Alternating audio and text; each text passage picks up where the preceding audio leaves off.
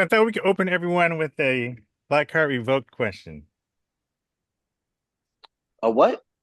Black A Card black Revoked. card revoked question. Oh, Black Card Revoked. All right. Yeah, I'll pick some good ones. And Ron, I'm gonna need you to enunciate, brother. It's not because it sounds like you're saying Black How We Vote. It's Black Card Revoked. Okay. Yeah, I'm does losing sound that. like black how we vote. Yeah. They not like us. It sounds How like are Black. we voting, black people? Where are the black jobs? It sounds like Black Cow Revoked. You said? It's not no black how we vote. That's what it Oh, sounds Black Cow like. Revoke. Right. Yes. But you're saying Enunciate. Black Card Revoked. Yeah. Okay. Enunciate. I will speak slowerly. Use Yes. use your usual Ron nerd voice. Yeah. Just where you more actually diction. speak. More diction, brother. More diction. All right. The code switch. We started the show. Now it's time to code switch. And I need you to speak properly, please. Right. Gotcha. Put on your Ted Ron, Koppel this voice. dude too long. How All about this? That can fall for the banana and the tailpipe. All right. So for the Black Card Revoked question, I picked a question that I knew the answer to. So if I were to ask this, if you were to ask this of me, it would prove I still have my black card. So this is to see how good your black card standings are, respectively. Hours? This is already dubious because I'm Okay. imagining some arcane, weird things. Oh, you don't have your black card. I find it. First of all, I don't believe that you would. If we don't get it, then I know you didn't know it. I find it very interesting that Bring it. That you think it's bring dubious. It, nigga. Bring it. Let me finish. That you think it's dubious if you don't know the answer. If Yeah, JD doesn't know the answer, it's dubious. No. That's what you just dubious said. if you know the answer and we don't. That's Why? what's dubious. Why? That's what I said. I find that interesting. I give you a dozen reasons why on this podcast. Give me two. This podcast alone. Give me two. In a barrel. Give me two. What's the other That's one? like from 2 years ago. Crabs in a barrel. That's 2 years ago. Okay, but I'm just saying. Just ask your question. Yeah, just ask a question. Okay, all right. Here's the question. This is television is the category. So you already up. So this should be an easy one for you, given your experience. She was an auntie to, and don't answer the question. Don't scream out the question. It's multiple choice. I will read it to you. I'll give you extra credit if you can answer without me giving you the choices. How's that? Okay, so if we have the answer before you give the choices, you're extra black. We'll tell you. Okay, go ahead. Ask away. Okay. She was an auntie to a Fresh Prince, a dean at Hillman, and his mother to Dre. That's an easy one. Mother to Dre? Mother to Dre? Dre. D-R-E? Yes. Are you talking about Viv? Viv? Those are the questions. She was an auntie to Fresh Prince, a dean at Hillman, and mother to Dre. The dean at Hillman? A dean at Hillman. No Googling. Don't be Googling. Yeah. No, I'm not Googling. But wait, here's what I'm asking. Are you asking for the character or for the actress? The actress. Well, it's 3 characters, obviously. Oh, okay. Yeah. And said a mother to Dre. Mother to Dre, an auntie to Fresh Prince, and a dean at Hillman. I don't know that actress's name, so give me the multiple choice. JD, you want to try before I give it to you? You might get it once I give you the answers. Give you the multiple choice. Yeah, I'll get it once. But yeah, the only thing that popped into my head. Well, no, I'm gonna skip that. Wait, no, what popped into your head? I'm curious. I was gonna say it might be a trick question, and like I can't remember if like Felicia Rashad was like an auntie to. No. But I don't think so. I remember the Felicia Rashad. No, I know. I thought she was the wife of Dr. Huxtable. We understand that. When we said Hillman, that's what drew me that way. Yeah. Right. Go ahead. A dean at Hillman. Do you know what the dean is? The dean is the person in charge of the school. Yes. Yeah, so why would you think Felicia Rashad? Because she could have been a dean at one of them. At one point. One of them. Nigga, You're talking about some shows that were on 30 years ago. There's not one Dean, Ron. No, don't tell Yes, him. thank you. There's multiple. All right. Do you want me to tell you Deans. the answer? Don't tell her. I'm going to read them. Oh, okay. My Chinese girlfriend knew the answer. Actually, did you know the answer? This one I got. She got it wrong. Thinking It's the name of the actress, correct? Yes. Okay. Yeah. Okay, go ahead. Name it. I know I can see her. I remember seeing a documentary about Name her. it. So Name both it. of them, both and Biz. Give us the Okay. multiple choice. Here's the multiple choice. A. Loretta Devine. Oh my B. God. Felicia Rashad. C. Jennifer Lewis. D. See, Wow. JD Wanda said Sykes. Felicia Rashad. D. Wait, Wanda what was Sykes. C? Wanda Sykes. Those are the four. C. Don't cheat. What was C? not C, cheating. nigga. C What is the was C Jennifer Lewis. version?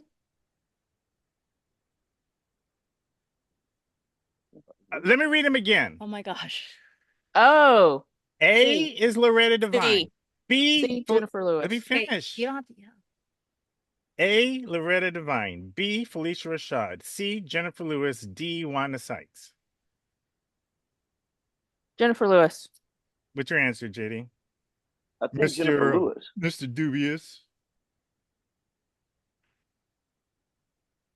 Jennifer I'll say- Lewis. JD, is that your answer? Or do you have a different- Yeah. Or do you want to go back to your Felicia Rashad? No, he didn't say that. He did. Oh, he did? Why? I He don't know. asked that No, originally. it's for It just Hillman, popped 'cause I was into his thinking head. about the something- Cosbys and yeah. all that stuff. Oh, no. Hillman. I thought Yeah, Felicia Rashad was the dean. Because the Cosby, I mean, No. the Cosby Show, all that No. stuff. Yeah. Yeah. I know it's not her. I know it's not Yeah. her. I just The C- Jennifer it's- Lewis. I determined before I said that it's not her. He's But- eliminating. the answer is C. Jennifer Lewis. Yes, that's what we said. That's what you Would said. you have guessed that? I said did- that yes. too. I would have Ron. guessed it. Oh, you I would said have? it too, but you were talking over me, not listening. I said Jennifer I didn't hear you Lewis. say it. I know you didn't, because you're running your mouth, screaming, yelling. No. on the I other heard end him of the phone. say it. I heard Okay, him say Thank I'll give you. you. Wait, Okay. is that- Yeah, no, you have to give it to me. You don't. That's it, Not Rachel. that you're gonna give it to me. I took it. Yeah, we're recording. Oh, so sorry. I didn't mean to Yeah. butt in. So now you're going to be broadcast nationwide. Oh gosh. Yeah. So it's Hey, Ron, you gonna let Join your the woman fray. come on your video stream and take over your video stream like that? Boy, It's you a gonna trick- sit at the head of your table and let, it was a trick question because an Auntie's the Fresh Prince makes you think of Aunt Viv, but right. that wasn't That's his right. only aunt. But that's why I thought Felicia Rashad. I was thinking, oh, and then the Hillman connection. So I said, oh, it's not gonna be on Viv. It's gonna be something else. But I didn't know. I'm but not then black explaining, no. And here's the thing, because then your argument would be like, oh, was Felicia Rashad ever on at Hillman? I think she was at one point. That's Yeah, why she did. That's where she met her husband. That's exactly. So I thought, oh, I couldn't remember if she was an auntie on the Fresh Prince. I just couldn't remember. So Right. forgive me, it was 30 years ago. Right. No, that's okay. That's okay. It's understandable. Next. All right. Next. All right, the next topic. I'm going to share my screen, and then you'll know right away what it's about. We got Raygun. It was an Olympic performance Bam. Bam, bam. that got the internet going faster than my a God. 100-meter sprint, with no shortage of comments and memes, even real-life creations Where's that music coming from? and late-night impersonations. And while some found joy in it all, something else came just as quickly. I didn't realize that that would also open the door to so much hate, which has frankly been pretty devastating. Australia's How can she not realize that? Like, how can you get on the interwebs? Anyway, Rachel Gunn has now spoken out, appreciative of say? the She didn't support rec- she has she didn't received, realize what? and calling she didn't realize that she would get that much hate. Yeah. Look at Okay. out what swagger. she says is misinformation. Well, I went out there and I had fun. I did take it very seriously. I worked my butt off preparing for the Olympics. An online petition gathered more than 50,000 signatures questioning her selection and calling for an investigation, forcing the Australian Olympic Committee to release a statement calling it vexatious, misleading, and bullying, adding it has stirred up public hatred without any factual basis. Is the Olympic Committee black? Because that sounds like a black. Vexatious sounds like a word that black people made up. Is that a real word? I have no I have idea. no clue. Maybe it's an Aussie word. I don't know. I can't. What is it? Fixatious? Vexatious. Oh, vexatious. The vexing. I don't know. I guess. I don't know. I guess It then sounds like a lays word, out like how it's- she imagine qualified vexing. through what it says were fair and independent events. If you break, you know that Raygun knows what she's doing. Toronto breakdancer or b-boy Switch B provided the commentary on the competition for CBC. He says breaking culture isn't as strong in places like Australia, but insists her performance was much more than a handful of snippets turned into memes. But Raygun's a B-girl. You know what I mean? And no one can ever take that away from her. And a lot of the people at home that are talking in the comment section, if they had to battle her, they would get roasted. They would get smoked. For real. The petition against her appears to have been taken would down, they? while Gunn has asked for privacy while on vacation with her family, promising to speak more when she gets back. Susanna Da Silva, CBC News, Vancouver. Her swipes were horrible. Listen, I was a b-boy, original b-boy back in the late 80s. Today, I would eat her alive if we had to break dance, if we had to battle each other. I don't practice. I'm 30 pounds overweight, and I still tear her ass up. That's a disgrace to the Olympic art. If it's going to be something that's considered an Olympic art or Olympic sport, man, it's ridiculous. Did you see her full routine at all? Yeah, I saw her routine. I saw her routine. She got 0 points. She deserves 0 points. And for her to say that she practiced really hard, who was she practicing with? Did she have videotape? Did she see? She didn't even throw any noble moves. I didn't see no windmills. I didn't. She didn't backspin. She did some footwork. She did some whack ass swipes. It looked horrible. Her up rocks were whack. I mean, everything was like, come on, man. It's just making a mockery of it. And then now, guess what? There was a potential that they could have had it in the LA Olympics. But that mishigash and that nonsense that she put, it made a mockery of the whole sport. It's like me if I went out today and said, "Oh, I'm the rhythmic gymnastics candidate for Santa Clarita or whatever, for US," and I just go out and not have any knowledge of it and say, "Oh, I practiced really hard," and like I'm just making a mockery of the sport. That's what she did. There's no legitimate. Just look at the competition. Just go look at the other competitors in the same division. No one looked that horrible. It was pretty. It was pretty sad. What are your thoughts? Like I always say this, I don't think I could beat any of the other break dancers. Maybe back in my heyday, but not now because I haven't done it so long. I could beat her now. Yeah, I definitely could beat her now. Yeah. And I'm 55, overweight, and haven't. Give me a week, and not even a week today. If she showed up at my house today, I'd beat her. Throw some cardboard down. Let's go. Did you have any thoughts on it, Yolanda? I'm letting my house. partner handle it. You can let your partner. Now I want to hear as a woman. I thought it was. I didn't understand what I was watching. So, and I, the more I saw and the more I heard, and I agree that I'm not sure what was going on in the Australian selection, but I think overall, taking everything into consideration, it's pretty disrespectful, her performance and her entry as their representative, beyond the fact that apparently they were very exclusionary about people who were economically disadvantaged to be able to show up to the competition. And her, I mean, I don't know how true this is about her manipulating or having a hand of influence into the selection process. So, yeah. For them to come up, and for the Olympic Committee now to come up and like have her back and all that stuff, they should watch it if that's the case, because that's not cool. Yeah. And I also heard a rumor, again, by rumor, I got this off the internet, whatever, so I don't know how true this is, take it with a grain of salt. But I thought I heard that her boyfriend or something was on the judging committee. It was something really weird. Like there was, to Yolanda's point, there's all these, her husband or something, right, or whatever. Yeah. Her partner, somebody was on the but it was just ridiculous. There's no way I can believe that she's the best breakdancer in Australia, and she beat out all the competition. That's just crazy. Yeah. When she was on her side and doing, I don't even know what you call it. It really looked like a baby. Nobody does. Yeah. Yes. Matter of fact, you could have got a baby having a tantrum that would have beat her in the Olympic trial. I told JD I did not want to be disrespectful at all, but when I was watching her, I actually thought to my because I was alone. I just happened to run across it, and I actually thought that she had some kind of disability.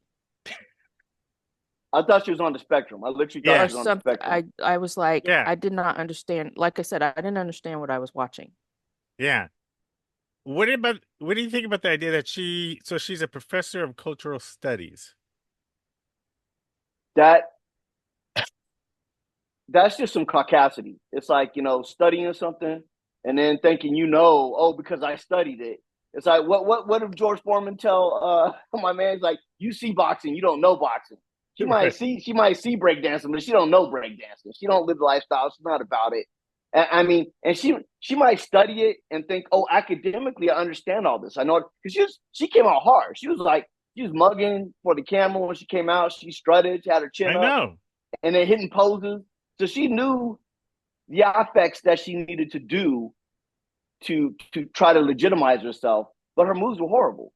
Yeah. And if you're telling me she practiced, I'm that's cap. That's BS. She did not practice. If she did, she has a horrible teacher, and she needs to give the teacher. I hope she wasn't the teacher.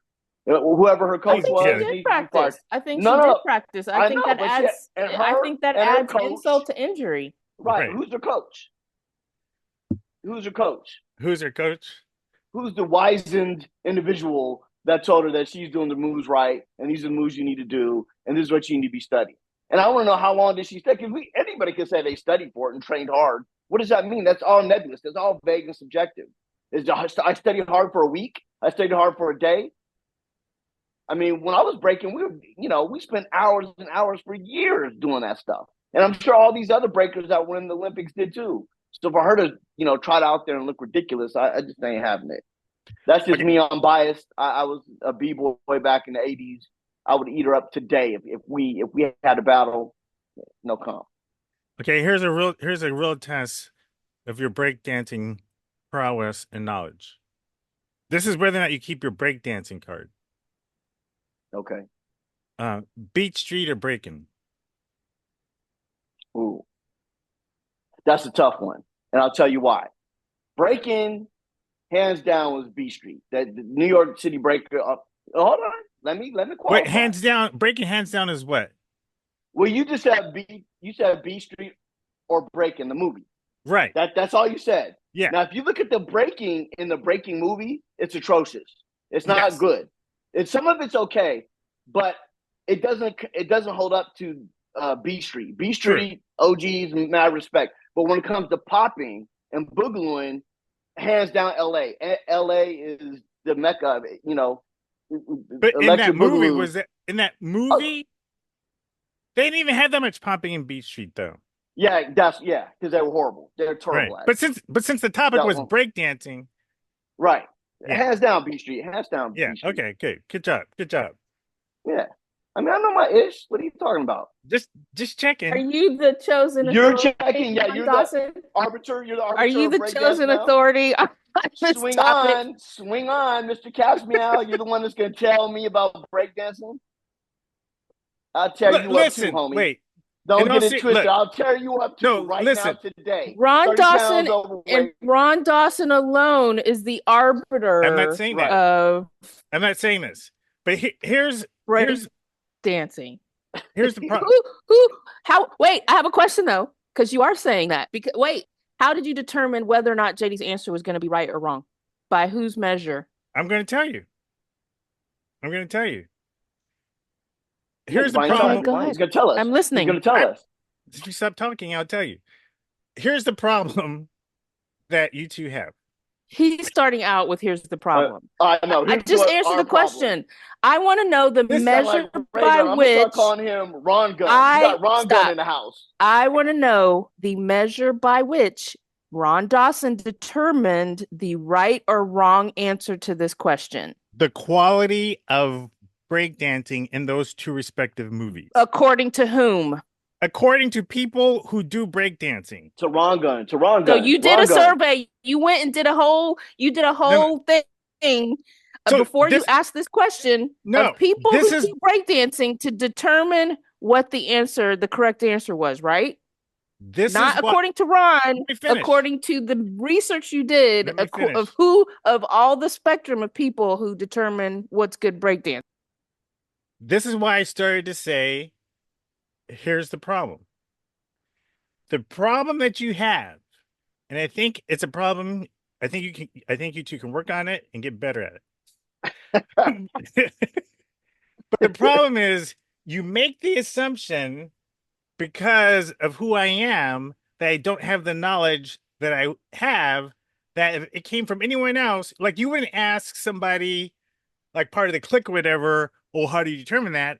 Yes, we absolutely absolutely would. damn Clearly, sure you would. have not Here's hung your out with problem. us That's enough your to know problem. that we Right. absolutely would That's your challenge problem. any clique person Okay. and be like, "Who are you? Right. Where are you Ron getting this Gunn, Ron Gunn, information that's from? your problem. According to Right. whom?"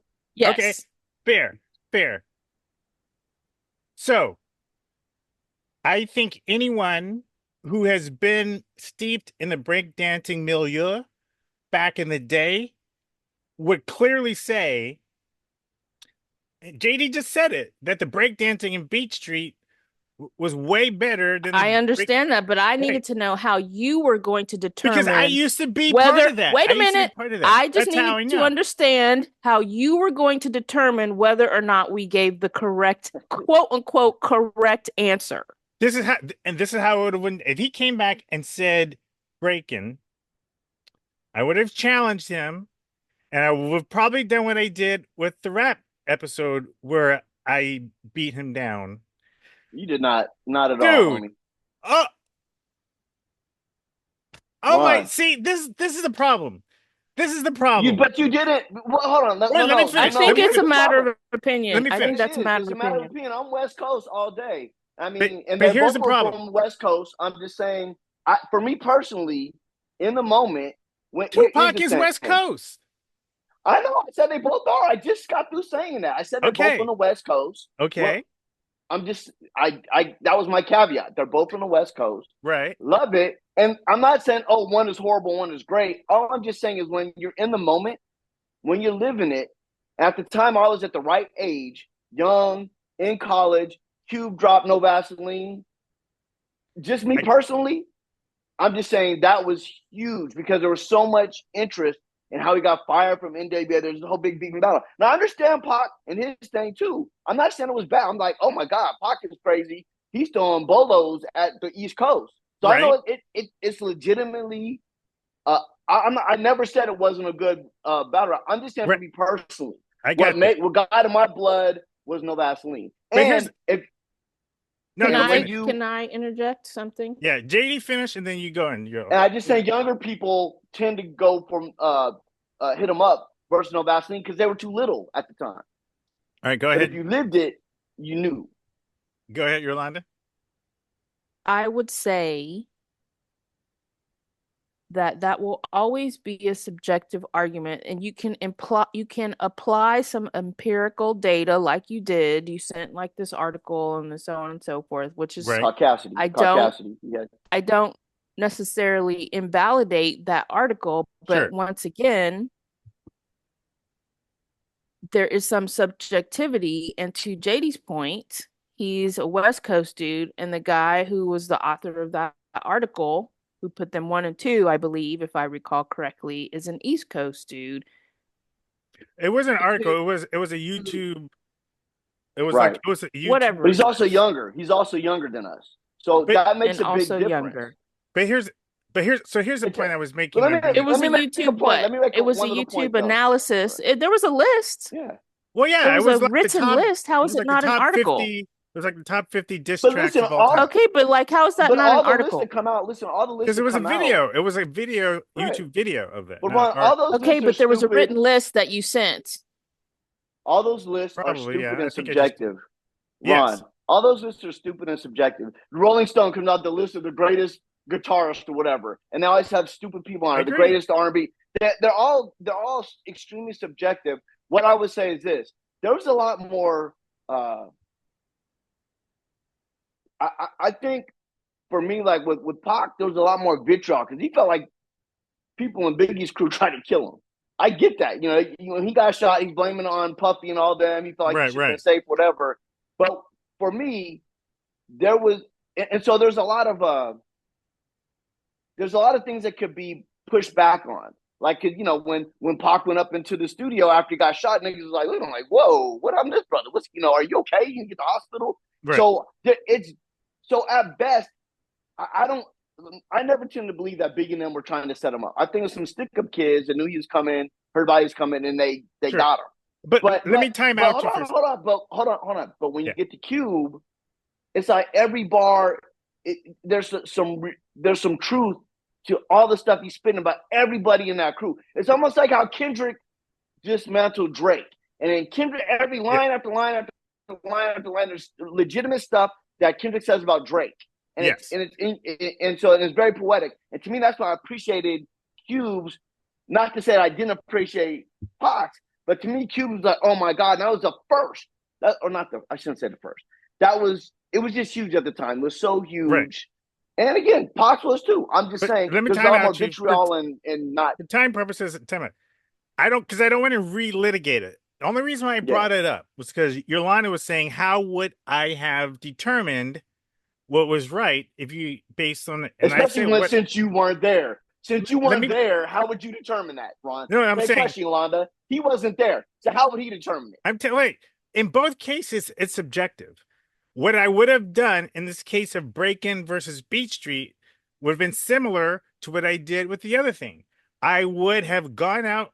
I would have. Right. You would have went. You would have been like Raygun. Let me finish. You'd been like Raygun, studied, got your PhD in hip hop, and then determine your answer with your caucasity because you weren't there. No, I would have interviewed people who were steeped in the milieu like we were. I would have Googled to see just out of 20 articles on those two movies. Milieu. Milieu, I think, or I'm not sure, Yeah, or yeah. Me. Go ahead. Anyway, that category of dancing, and I would have looked up a bunch of articles to see what the consensus of people in the industry said about those two movies, because it is subjective. It is subjective. Like, there is no definitive objective answer as to which movie had the best breakdancing. But having been steeped in it myself during the time and remembering the two movies, Beach Street, I feel, and you feel correctly as well, that Beach Street had a better breakdancing. If we had different answers, if you said Break-In, I would have said, okay, let's get this third-party consensus of people who are in it and what other people said online to get an idea, because that's our best way. That's how I would have determined. In answer to Yolanda's question. I appreciate that. And the thing is, when we start getting into these discussions, it's like the barbershop talk. It's like, oh, who's better, Kobe or LeBron? What are going to be a gang of people that say LeBron?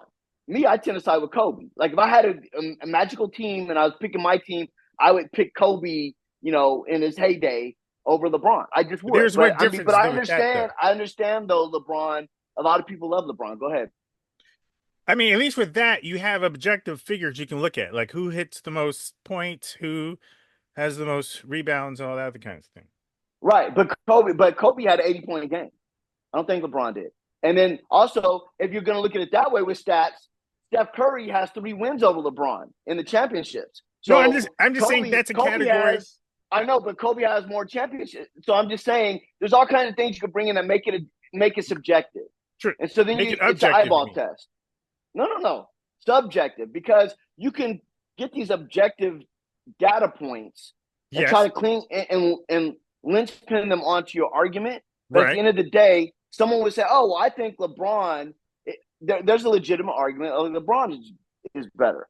But there's also a legitimate argument that Kobe was better. And I've heard the argument with LeBron and Michael Jordan. LeBron has the most points scored ever, but he beat Kareem Abdul-Jabbar. So so there's all these weird data points that come into play that you consider objective, but they're really not. It comes down to subjective thing. It's an eyeball. It's like, what do you feel? Because they've all achieved greatness in that field, and they all have their own highlights. Michael Jordan has 6. Once you figure out Detroit, that brother got 6 rings. Right. LeBron ain't got that. No. So I mean, but he has more points than Jordan. So what do you? but Mike, Okay, you're you know, veering Mike into has stuff more. that Ron doesn't know, and I know what- that. I know. yeah, that's true. I know that's that true. stuff. What are you talking about? I saw Last Dance. Thank you very much. I'm talking about the basketball of it, That is not basketball. Last Dance. And Last listen, Dance. I'm no basketball aficionado. I know. My sport is NFL, but I'm just saying I know enough to know that it gets very subjective. And so, like when we're true. arguing about My whole when we're point talking though. about no Vaseline or hit 'em up, it's a very subjective thing. And You're it's not- like, again, I'm not saying hit 'em up wasn't hard, wasn't. I'm I not hear you. saying I never said that. I'm just saying for me personally, living in I it, got you. the thing that really hit me and I was like, oh my god, and really blew my Is you were cat there, back yes. was the no Vaseline. Yeah, exactly. And then Yeah. 20 years later, when you did research on it, then you say, oh, well, no Vaseline. I mean, hit 'em up is better. But it's like, you weren't there. You say, okay, I get it. You're like the youngins. You're like people that grew up 10 years after me or 20 years after me. You're just going off of that hype. Cool. I respect it because it's a legitimate argument. It's a legitimate argument. I'm just saying you weren't there. But that disrespects all of the hip hop historians, some of which were there, and many of which who have studied the art, who would have said that hit 'em up is better than Vaseline. Good. Right. But I would argue that the historians, a majority of those things are people coming from the East Coast. And the East Coast, they wouldn't care. Understand, for me, from the West Coast, for me, when you people weren't even checking for NW at the time. They were having their beef when New York rappers were scared to curse. You know what I'm saying? And NWA was like, nigga, they're gonna fuck the police, whatever. And New York rappers like, what? You can say that? They would go on tour and be tripping off NWA the way they would talk, whatever. So when that beef was jumping off, New York cats weren't not even about that. So now, Question: how long are we going? Yeah, I got one more topic that I want to bring up, which is why I'm timing you out. So let's not really gay. It's whatever, dude. Yeah, whatever. it is what it is. You weren't there. I we all agree hit 'em up is better. All right, right. All the kids, all the youngsters. Last topic for this episode, I definitely wanted to make sure we had talked about Kamala being brought into the race, because as we are recording this, we're heading into the week of the DNC convention. So maybe next week we can do a follow-up. But just to get your pulse on your thoughts on like how you were feeling before she was in a race, like when Biden was still in it, like what side were you on with regards to should he drop out, should he not drop out, and how are you feeling about her now, and what do you think her chances are of freeing this nation from MAGA forever? We'll start with you, Yolanda. Before the debate, I had some serious concerns. Mm-hmm. Once the debate happened, I was terrified. Yeah. Like immediately. Yeah. And convinced that Trump would be back in office. Yeah, it was I didn't have an expectation that Biden would actually step down, so I give him a ton of credit for doing it. I give the most credit to Auntie Nancy for making him step down, because he didn't willingly literally go. The only person who got this man to step aside. Right. But she wasn't the only one. She was the only one. She was the only one. She was the only one pressuring him to step down. You don't think Obama no, she wasn't the only one? No, his donors. He was having like, yes. However, if you ain't got money, you ain't gonna run. He was not listening, and he was deciding he was still gonna stay in until Auntie Nancy talked some sense into it. Believe me when I tell you, were it not for Nancy Pelosi, this man would have stayed in the race, regardless of all the threats from the donors and all the, because all the there's plenty other people in his camp or whatever who were telling him you can still do it and don't listen to the pundits and this happened in 2012 and blase, and people in his inner circle were not telling him the real, regardless of whoever it was who got him out. I was very relieved to hear that he got out. Yeah.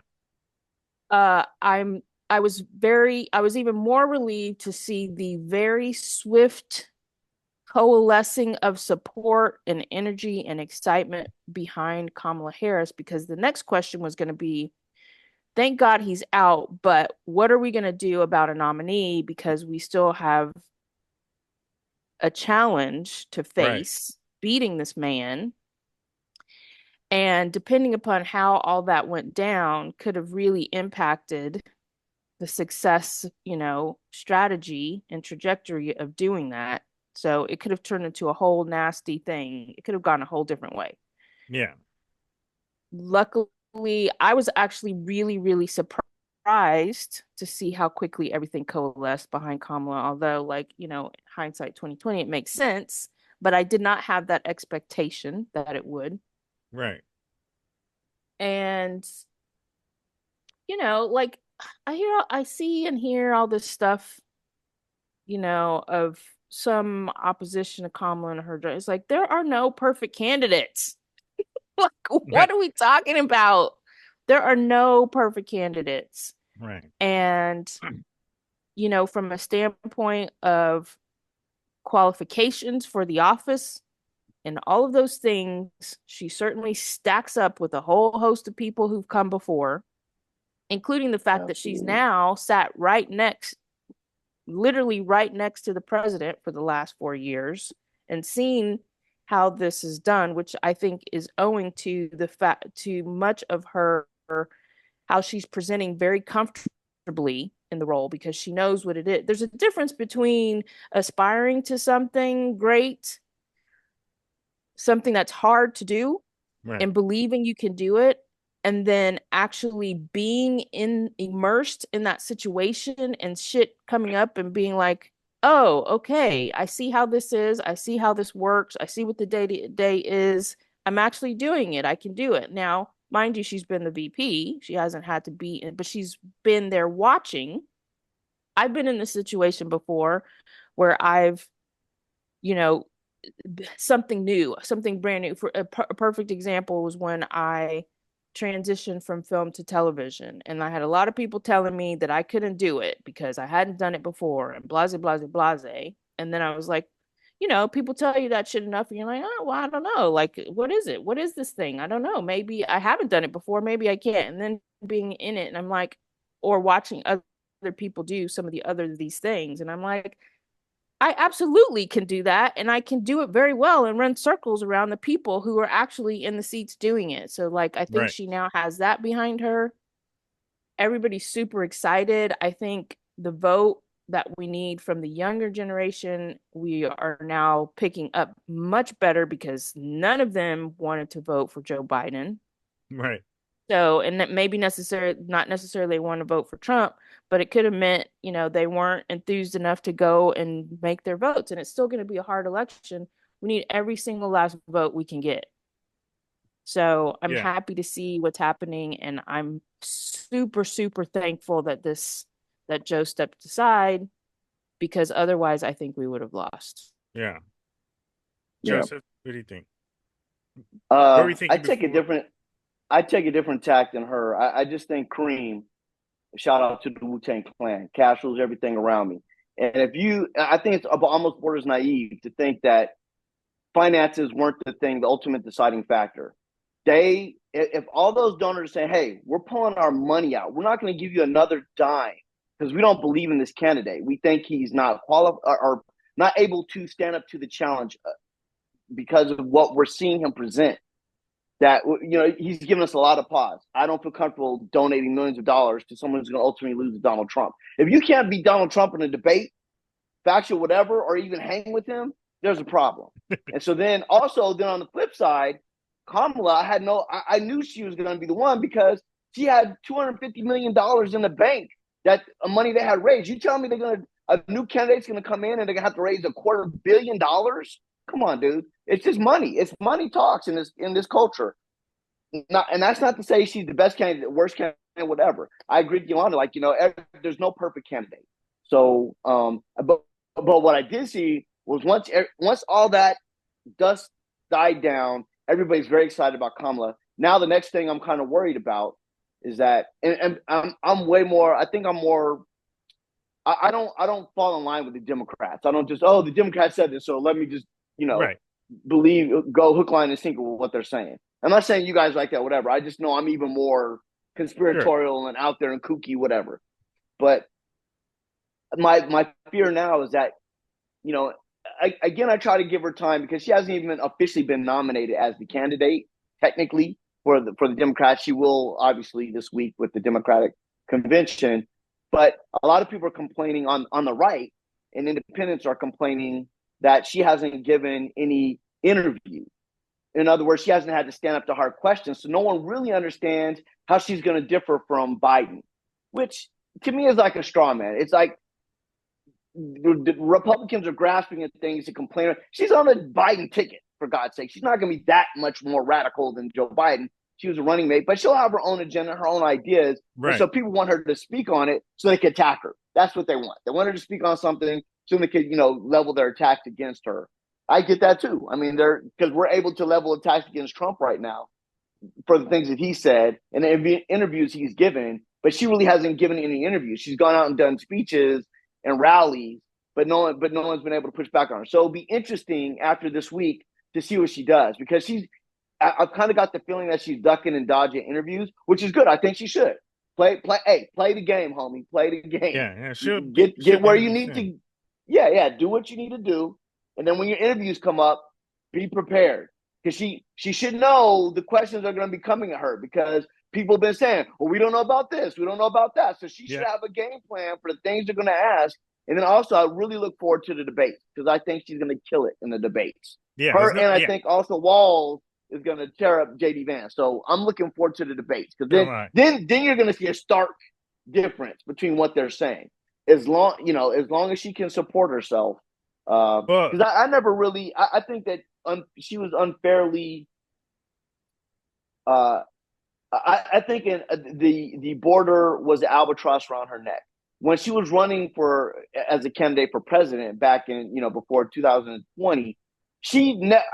I know she talked about the border, but that wasn't like her main thing. Oh, I'm gonna be the But then when she got in the Biden administration, they threw this albatross. Oh, you can take care of this.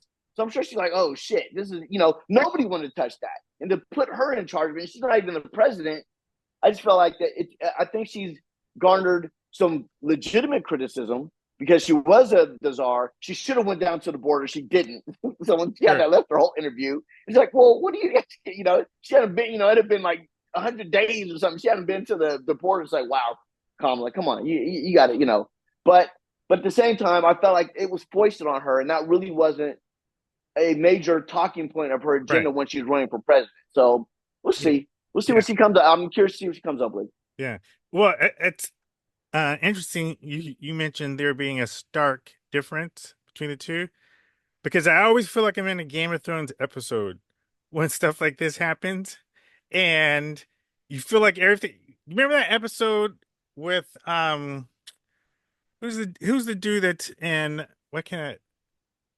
the dude that's in Last of Us? He's going to be Gladiator 2. Can you Google it? Now that you asked me, I'm like, I know. Yo, who is that? You got your computer up? She's looking at. I'll look. Yeah. Well, anyway, the guy from Mandalorian. Right. He played Oberyn and and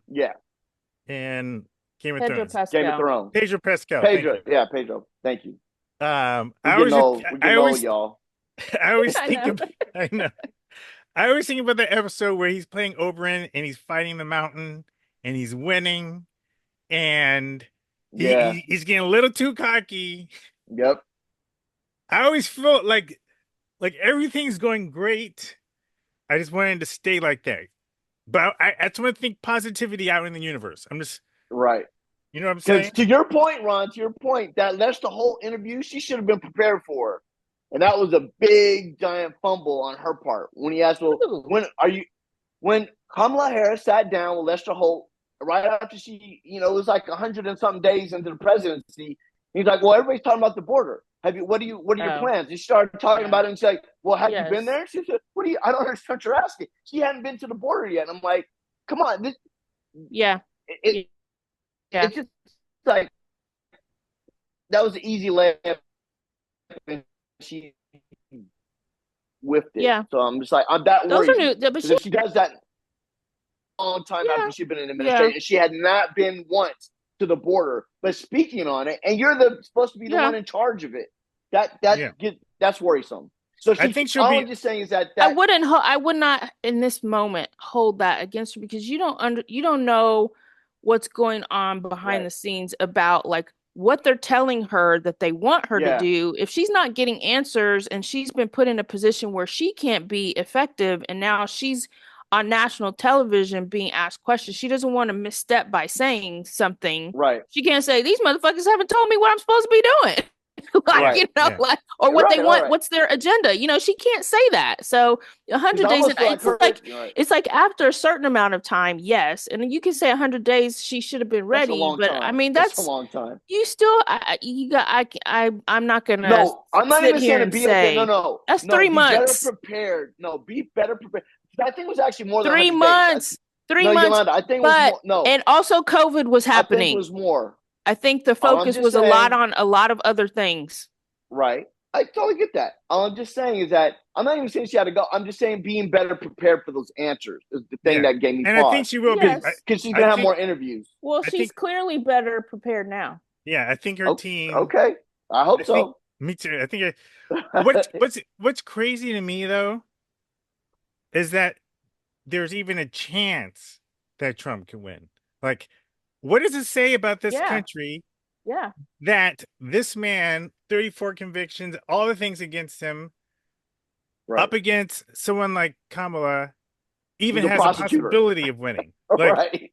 we should be like, I mean, this should be like we're talking about Kobe and the other basketball player. This should be like Kobe. LeBron? You mean LeBron? LeBron, right? It should be like Kobe against me. Like if I was going up, you wouldn't even think about it. But the fact Right. that he even has a possibility of winning is like wild to me. But I'm putting out there that, especially if she kills it in the debate, and there's no reason why, the man does not know anything. He can't stay disciplined. And she'll check him on his lies. So check. And she'll check him on. She'll check him on his lies. She's a trained She's a trained prosecutor. She knows. I don't know if you saw the video of the heckler, who was in one of her audience. She knows how to handle. Just recently, right? Like just like last week. Yeah, it was like a week or so ago. She knows how to handle herself because he's without the ability to actually present any kind of plan, because we know he doesn't have one. I mean, this Project 2025, but he's trying to distance himself. So outside of that, he doesn't have anything. He's going to try to rattle her. He's going to say things. He's going to try to get under her skin, and we know that she knows how to handle herself. I think after that debate, I feel confident. Yeah, it's interesting because a lot of the commentators are, noting how his shtick has gotten old now. Like, he's got the same old shtick. So, like, he's still complaining about Biden. It doesn't land anymore. Like, it's not, it's an old routine. It's like, even if he comes with the nicknames or the lies or whatever, it just kind of doesn't, the jokes don't, his shit doesn't land. And JD Vance is a joke. But the other thing is, though, I remember I come from an era, like when I first voted, I voted for, I was in my first election was when I believe it was Bush going against Bush Sr. in '88. I think it wasn't a Mondale that he was running against and he beat or whatever. So. And no, Bush Sr. only had one as an incumbent. He only had Bill Clinton. Right, but because Bill beat him. Yeah, Bill beat him, and then I'm saying, but that was in '92. In '88, Bush won. Oh yeah, someone ran against him, which was Mondale. I believe. Yeah, I think it was. Remember when he got in the 10? Yeah, that's when 88. Yeah, Clinton won when he won the first time. Yeah. So, but what I'm saying. No, it wasn't Mondale. It was Dukakis, wasn't it? Sorry, thank you. Yeah, I think so. Mondale got out because he got in a tank and he had that bad press thing or whatever. But the point I'm bringing up, the point I was trying to get to before you sidetracked me was, at that time, VPs were kind of like a joke. They were kind of like the spare. And then Right. over the years, it's like everybody's putting all this weight on VPs, but they really have to kind of curtail their agenda to the president's whim. And I think that the VPs have become more important of recent because the presidents have been so bad. Yeah. In other words, well, and also people realize that if you have a president like George W. Bush and a person who's really behind, who's actually doing the presidency behind the scenes, Dick Cheney, it's like more important. Right. It's like, oh, because we need to pay attention who this is if the presidency's going to cede all this stuff to his person. It wasn't like that. To all my young viewers, you go back into the 80s and 70s, like, the VP was just like an afterthought. It was like, okay, this is someone who could be, he was a governor, he could be presidential, whatever, if something, God forbid, were to happen to our president. But there wasn't a lot of thought into it. But to Yolanda's point, when Darth Cheney came in, it was like, oh, okay, yeah, we taking this a little bit more serious. Yeah. So I don't know. I'm just bringing that up for historical context because now it seems like.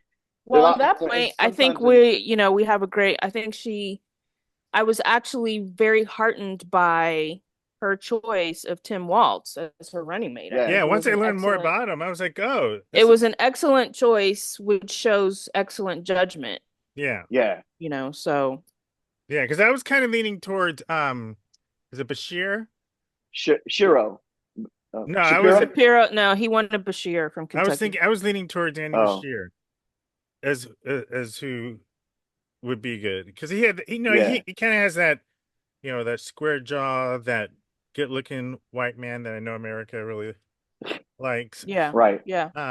But I think Tim Walz is a great pick. Small town. He's a football coach, he's but also LGBTQ plus. He's got some interesting bona fides. I like that. Yeah. Yeah. I think the whole thing about him his military service is ridiculous. I think that's a loser for the Republicans. Like, dude, come on. Yeah, such this a dude loser. spent a quarter of a century in the You've already done Guard. this. You've already swift voted. It's like stupid. Yeah. Shut up and go. One thing I've been saying is that this is the first time in 12 years where people can feel like they're not voting against something, that they're voting for something. Yeah. Because in 20 and 16, I think for a lot of people, like in 16, they felt like it was the lesser of two evils. In 20, I don't think people were really. Again, I felt like people voted for Biden because he wasn't Trump, not necessarily because they were like so for Biden. I think this is one where people feel like he was like a stabilizing factor at the time. That, hey, let's get back, let's get somebody who knows how to run the country, knows all the politics and just stabilize us. And he also implied that that was what he was going to be, a transitional president. Right. But then that kind of flew out the window. Yeah, we didn't have a primary. We did not have a primary, so a lot of people weren't able to vote for who they might have wanted to pick besides Biden. Yeah. Well, I think it's amazing that we had a primary in 20. No, we didn't have it but we didn't have a primary now this time. Yeah. If Biden's saying I'm going to be a transitional president, I'm going to step out, but then he did everything, and the Democrats, which it was a big bone of contention with me. Well, I think it's amazing that our first woman president is going to be a woman of color. Hopefully. Yeah. Yeah. Speaking it out, man. Speaking it out. Yeah, I know. Hey, put it in the universe, I love that baby. she's both, Black and Southeast Asian. But she's only been Indian. South Asian, I mean, I've never heard. Yeah. She only recently became Black. Yeah, she just became Black. Even when she's pledging AKA, she was like, apparently she's an Indian. And AKA how about the like stupid. Some of the like serendipity of the fact that Inauguration Day in 2009 fell on MLK Day, and Inauguration Day in 2025 falls on MLK Day. Oh, I didn't know. That's awesome. Yeah, that's dope. Nice. Both of them though, like imagine like this enormous milestone in this, so many hundreds of years of this country's history, and like what it is to be a minority person growing up in this country, particularly Black, and getting to this office, and in both of these cases their moms aren't there to see it happen. Yeah, that's crazy. Both their parents yeah. In this case, I mean, God willing, she gets there. Like, their parents, they're not there to see them do it. Yep. Oh, Well, good stuff, friends. Good stuff. So let's watch the DNC this week, and next week let's have a recap of it. See what we Yeah. thought. Yeah, Yeah. sounds good.